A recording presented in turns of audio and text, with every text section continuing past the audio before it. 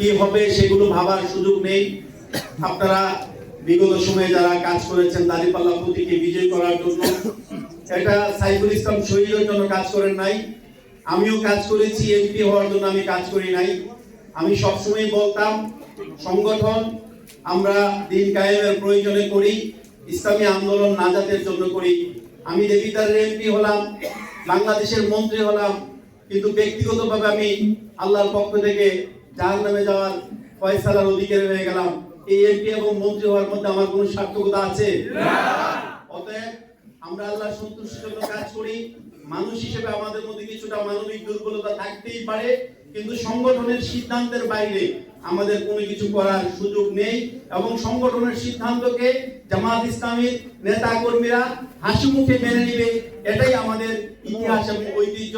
আমরা সেই ইতিহাস এবং ঐতিহ্যকে সম্মান করতে পারলেই আমরা নিজেদেরকে গর্ববোধ করব। আমি মনে করি সুখে নয়, ভোগে নয়, ত্যাগেই হচ্ছে সবচেয়ে সুখ। আমি সে আপনাদেরকে সাথে নিয়ে আগামী দিনে সুখটাকে উপভোগ করতে চাই। আপনারা মূলত কাজ করেছেন ন্যায় এবং ইনসাফ ভিত্তিক সমাজ বিনির্মাণের জন্য, সেই লক্ষ্যকে সামনে রেখে আপনারা কাজ করে যাবেন।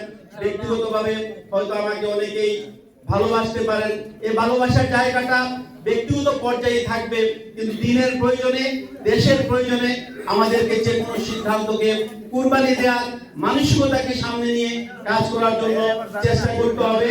আমরা যেন সকলে সম্মিলিতভাবে 12 দলীয় জোটের সকল নেতা এবং কর্মীদেরকে সাথে নিয়ে সমন্বয় করে প্রত্যেকটি কেন্দ্রে জনগণের কাছে আগামী দিনে কুমিল্লা 4 দেবিদ্বারে সাপ্তাহগুলি প্রতীককে বিজয়ী করার মধ্য দিয়ে আমরা যেন দেবিদ্বারকে একটি দুর্নীতিমুক্ত, একটি নতুন দেবিদ্বার উপহার দেওয়ার জন্য আমরা দেবিদ্বারবাসীকে যে স্বপ্ন দেখিয়েছি, দেবিদ্বারের মানুষের কাছে যখন আমি দেখা করতে গিয়েছি, সাক্ষাৎ করতে গিয়েছি, তাদের একটাই আবেগ ছিল, একটাই অনুভূতি ছিল, আমরা একটি নতুন দেবিদ্বার দেখতে চাই। যে দেবিদ্বার হবে দুর্নীতি মুক্ত দেবিদ্বার, যে দেবিদ্বার হবে বৈষম্যহীন দেবিদ্বার, যে দেবিদ্বার হবে ন্যায় এবং ইনসাফের দেবিদ্বার। আমি আমার প্রিয় হাসনাত আব্দুল্লাহর কাছে আজকে সে আবেগ, সে দায়িত্ব আমি দিতে চাচ্ছি।